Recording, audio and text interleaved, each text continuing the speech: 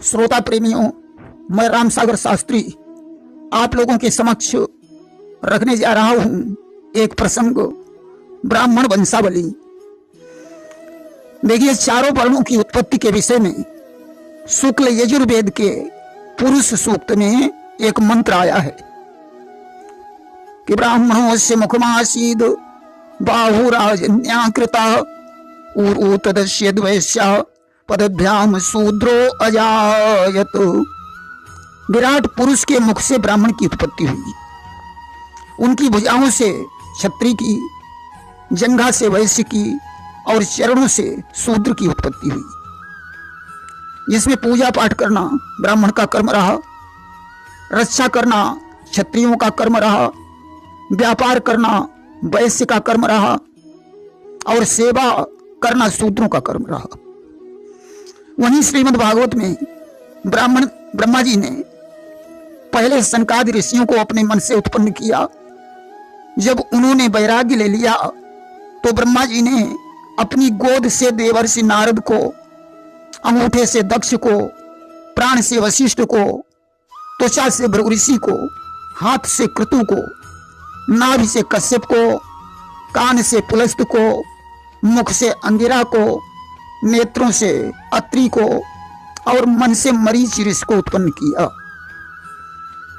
इनमें नारद को छोड़कर बाकी 9 ऋषियों का विवाह हो गया, जिसमें अत्रि के यहाँ दुर्वासा, अंगिरा के यहाँ बृहस्पति, पुलस्त के यहाँ अगस्त और विश्रवा का जन्म हुआ तथा इन्हीं सब ऋषियों की शाखा प्रशाखा में भरद्वाज, गौतम, वात्स्यायन, सांकृत्यायन, कात्यायन, पराशर, गर्ग, सांडिल्य, उपमन्यु आदि ऋषियों का जन्म हुआ। समस्त ब्राह्मण इन्हीं ऋषियों की संतान हैं। जैसे एक वृक्ष में अनेकों शाखाएं होती हैं, उसी प्रकार ऋषियों की शाखा प्रशाखा के अनुसार अनेकों प्रकार के ब्राह्मण हो गए। आज ब्राह्मणों की कितनी उपजातियां हैं, शायद ये ब्राह्मण भी नहीं बता सकते हैं। जाति भास्कर ग्रंथ और ब्राह्मण गोत्रावली के अनुसार ब्राह्मणों को 2 वर्गों में बांटा गया है, उत्तर भारत के ब्राह्मण और दक्षिण भारत के ब्राह्मण। देखिए, उत्तर भारत के ब्राह्मण 5 प्रकार के हैं। नंबर 1 सारस्वत ब्राह्मण, जो सरस्वती नदी के आसपास के रहने वाले हैं। नंबर 2 कान्यकुब्ज ब्राह्मण, जो कन्नौज क्षेत्र के रहने वाले हैं। नंबर 3 मैथिली ब्राह्मण, जो मिथिला क्षेत्र में के रहने वाले हैं। नंबर 4 सरयू पारीण ब्राह्मण, जो सरयू पार के रहने वाले हैं। नंबर 5 गौड़ ब्राह्मण, जो उत्कल या उड़ीसा क्षेत्र के रहने वाले हैं। इन 5 प्रकार के ब्राह्मणों की अलग अलग वंशावलियां हैं। ब्राह्मण की मुख्य पहचान उसके गोत्र से होती है। ब्राह्मण तो अनंत हैं, परंतु गोत्र मुख्य रूप से 16 हैं, जिनमें लगभग 7 गोत्रों के ही ब्राह्मण अधिक पाए जाते हैं। वत्स, भरद्वाज, कात्यायन, सांकृत्य, सांडिल्य, उपमन्यु और कश्यप। गोत्र का मतलब होता है वंश का प्रधान ऋषि, अर्थात पूर्वजों का संबंध किस ऋषि से था। ब्राह्मणों में एक ही गोत्र में विवाह करना वर्जित माना जाता है, क्योंकि सब गोत्री भाई भाई माने जाते हैं। देखिए, पहले ब्राह्मण को द्विज नाम से जाना जाता था। भागवत में भी आया है, अस्ति कश्चिद द्विजः, माने कोई ब्राह्मण था। कौन सा ब्राह्मण था इसका कोई पता नहीं है। पहले ब्राह्मण की उपजाति नहीं थी, इसके बाद ब्राह्मणों की तमाम उपजातियां हो गईं। उपाध्याय, दीक्षित, ओझा, भार्गव, नागर, पंत, श्रीमाली, जोशी, भट्ट, गोस्वामी, महापात्र तथा चतुर्वेदी, पांडे, मिश्रा, शुक्ला, अग्निहोत्री, अवस्थी, तिवारी, वाजपेयी आदि, जिनकी गिनती स्वयं ब्राह्मण नहीं जानते हैं। सज्जनों, एक बार भृगु ऋषि ने त्रिदेवों की परीक्षा ली कि देखें तीनों देवों में कौन बड़ा है। ब्रह्मा और शिव के परीक्षण के बाद वे क्षीर सागर में पहुंचे और उन्होंने सोते हुए विष्णु के सीने पर शरण का प्रहार कर दिया। इस बात पर क्रोधित होकर लक्ष्मी जी ने उन्हें श्राप दे दिया कि तुम्हारे वंश के ब्राह्मण कंगाल होकर भीख मांगेंगे। तब भृगु ऋषि ने भृगु संहिता की रचना करके वरदान दिया कि इस ग्रंथ को पढ़ने वाला ब्राह्मण कभी कंगाल नहीं हो सकता है। उस ग्रंथ को भृगु ऋषि की संतानों ने धारण कर लिया, जिससे वे ज्योतिषी या जोशी कहलाए। ग्रहों और नक्षत्रों का अध्ययन ज्योतिष में ही किया जाता है, इसीलिए जोशी ग्रहदान और मूल शांति का अधिकारी है, क्योंकि मूल एक नक्षत्र का नाम होता है। सनाढ़ ब्राह्मण गोत्रावली में जोशी ब्राह्मण का विस्तार से वर्णन किया गया है। देखिए, ब्राह्मण कुल में जन्म लेना ही बहुत है। बड़े भाग्य से ब्राह्मण कुल में जन्म होता है। देवर्षि नारद पूर्व जन्म में एक शूद्रा के पुत्र थे, जिन्होंने ऋषियों की जूठन खाई और कठोर तपस्या की। तब उनका जन्म, अगला जन्म ब्रह्मा की गोद से हुआ। महर्षि विश्वामित्र ने ब्राह्मण बनने के लिए हजारों वर्ष तपस्या की। आज अगर कोई शूद्र ब्राह्मण से समता करे कि मैं तुमसे बड़ा हूं,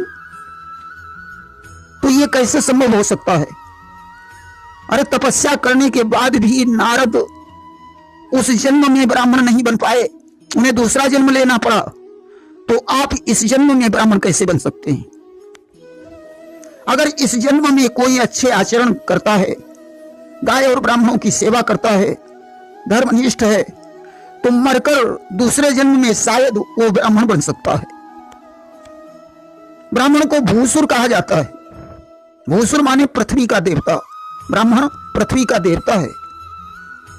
ब्राह्मण क्षत्रियों से बड़ा है, ब्राह्मण वैश्य से बड़ा है, ब्राह्मण शूद्रों से बड़ा है। देखिए, ब्राह्मण पूजनीय क्यों है? क्योंकि सारा संसार दैव के अधीन है, परंतु देवता मंत्र के अधीन है और वे मंत्र ब्राह्मण के अधीन हैं। इसलिए ब्राह्मण पूजनीय है, क्योंकि मंत्रों का अधिकारी ब्राह्मण ही है। भगवान ने स्वयं कहा है कि सब मम प्रिय सब मम उपजाए और सब ते अधिक मनुज मोहि भाए। यद्यपि मैंने सभी को बनाया है, परंतु उन सभी में मुझे मनुष्य प्रिय हैं। और तीन माह दुज दुज मोह श्रुतिधारी और तीन माह निगम नीति अनुसारी। उन मनुष्यों में मुझे ब्राह्मण प्रिय हैं, और ब्राह्मणों में वेद पाठी ब्राह्मण प्रिय हैं, तथा वेद पाठियों में भी निगम नीति को जानने वाला ब्राह्मण प्रिय है। आज समाज भ्रमित है कि इतने सारे ब्राह्मणों में कौन पूजनीय है। देखिए, सभी ब्राह्मण तीनों वर्णों से बड़े हैं। सभी की जाति ब्राह्मण है। सभी एक ही प्रकार का जनेऊ धारण करते हैं। सभी मंत्रों के अधिकारी हैं। भले ही ब्राह्मण को ब्राह्मण छोटा बड़ा समझे, यह उनका पर्सनल मामला है, परंतु तुम्हारे लिए तो सभी ब्राह्मण बराबर हैं। तुम्हें किसी भी ब्राह्मण का अपमान नहीं करना चाहिए। किसी ब्राह्मण का जन्म भले ही छोटे कुल में हुआ हो, परंतु वो अपने पुण्य के प्रताप से ब्राह्मण वंश में तो पैदा हुआ। और हर ब्राह्मण को यह स्वाभिमान होना चाहिए कि मैं किसी भी प्रजाति का हूं, मगर मैं जाति से ब्राह्मण हूं। उसे इस बात का गर्व होना चाहिए। देखिए, विद्वान सर्वत्र पूजते। विद्वान की हर जगह पूजा होती है। हमारे ब्राह्मण समाज में हर क्वालिटी के ब्राह्मणों में विद्वान उत्पन्न हुए। बंगाली ब्राह्मणों में कालिदास संस्कृत के प्रकांड विद्वान हुए। सरयू पारायण ब्राह्मणों में तुलसीदास जी परम विद्वान हुए, जिन्होंने श्री रामचरितमानस की रचना की। सारस्वत ब्राह्मणों में सूरदास जी परम विद्वान हुए, जिन्होंने सूर सागर की रचना की।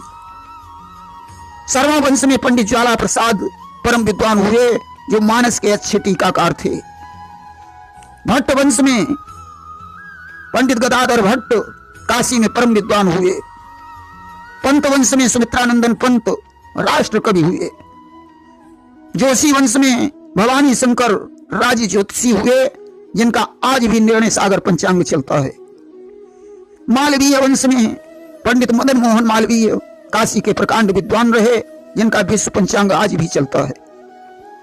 गुजराती ब्राह्मणों में डोंगरे जी परम विद्वान हुए। मिश्रा वंश में प्रदीप मिश्रा शिव पुराण के इंटरनेशनल वक्ता हैं।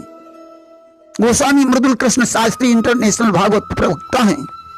श्रीमाली वंश में नारायण दत्त श्रीमाली ज्योतिष मर्मज्ञ और अच्छे साधक हैं। इसलिए कोई भी ब्राह्मण कमजोर नहीं है। ब्राह्मण जाति